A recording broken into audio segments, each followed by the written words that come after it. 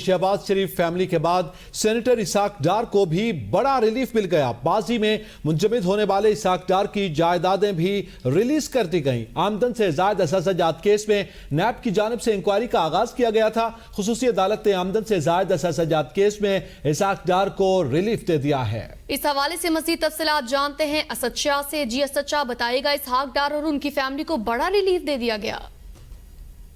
हाँ जी बिल्कुल, मैं आपको आगाह करता चलूं कि शहबाज शरीफ फैमिली के बाद सेनेटर इसाक डार को भी रिलीफ मिल गया है। माजी में मुंजमद होने वाले इसाक डार की जायदादें भी रिलीज कर दी गई हैं। आमदन से जायद असासाजात केस में नैब की जानिब से इंक्वायरी की जा रही थी। खुसूसी अदालत ने आमदन से जायद असासाजात केस में इसाक डार को रिलीफ दे दिया था। अदालती अहकामात की रोशनी में नैब ने भी DG LDA को मरासला लिख दिया है कि मरासले में इसाक डार की लाहौर में 2 प्रॉपर्टीज को डिफ्यूज करने की हदायत कर दी गई है। प्लाट नंबर 33 और 34 हाईडे पार्क में अली रजा आबाद रायवन रोड की प्रॉपर्टी को रिलीज कर दिया गया है। हजवेरी फाउंडेशन के नाम से मंसूब प्लाट नंबर 92 B1 MM आलम रोड गुलबर्ग को भी डिफ्यूज कर दिया गया है।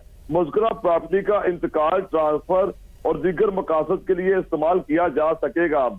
नैब ने 6 नवंबर 2017 को इसाक डार की इन प्रॉपर्टीज को फ्रीज किया था, जो अदालती अहकामात की रोशनी में जो है वो आज नैब ने LD और दीगर महकमों को खत लिख दिया है और ये प्रॉपर्टी जो है वो डिफ्रीज कर दी गई है। जी बहुत शुक्रिया असद शाह, तफसीलात से आगाह करने के लिए।